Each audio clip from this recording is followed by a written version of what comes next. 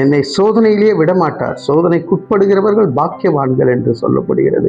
இந்த இடத்துல சோதனைகளை அகப்படும் பொழுது விசுவாசத்தின் பரீட்சையை நீங்கள் கடந்து செல்லுகிறீர்கள் என்று எண்ணுங்கள்.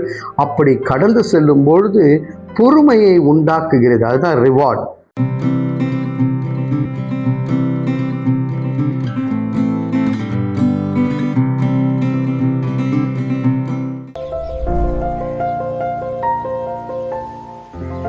எனக்கு மிகவும் பிரியமானவர்களே, இந்த உலகத்தில் பரீட்சை என்பது எல்லாரும் கடந்து செல்லுகின்ற ஒன்று. ஒரு ஸ்கூலில் இருக்கும்போது பரீட்சை எழுதினா தான் பாஸ் பண்ண முடியும். அந்த பாஸ் பண்ண பிறகு அடுத்த கிளாஸு, அடுத்த லெவலுக்கு போக முடியும். ஒரு காலேஜில் இருக்கும்போது செமஸ்டர் எக்ஸாம்ஸ் இருக்கும்.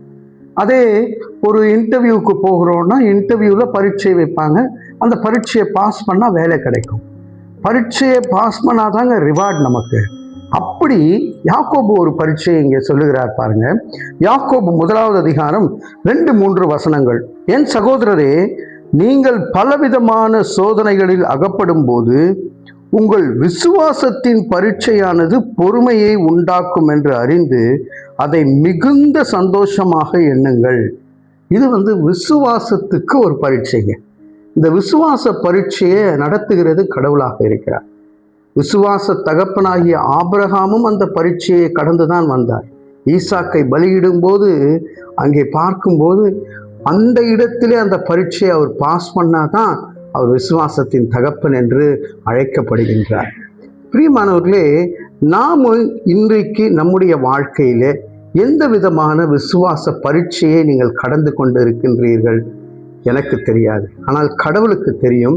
நீங்கள் விசுவாச பரீட்சையை கடந்து சென்று கொண்டிருக்கின்றீர்கள். சோர்ந்து போய்விட வேண்டாம்.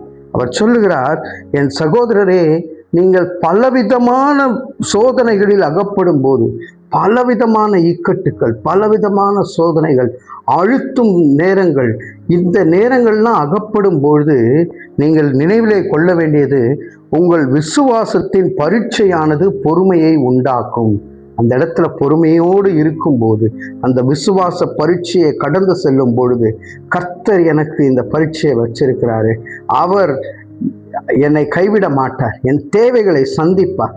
அந்த இடத்துல அந்த பலியிடும் பொழுது அந்த ஒரு ஆட்டுக்குட்டியை, ஆட்டுக்கடாவை அங்கே வைத்திருந்தார் பாருங்க.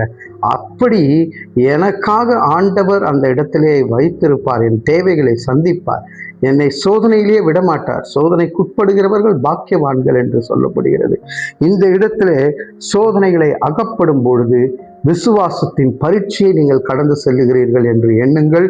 அப்படி கடந்து செல்லும் பொழுது பொறுமையை உண்டாக்குகிறது. அதுதான் ரிவார்ட். பரீட்சை இருக்கும் பொழுது ஒரு ரிவார்ட் கிடைக்கும்.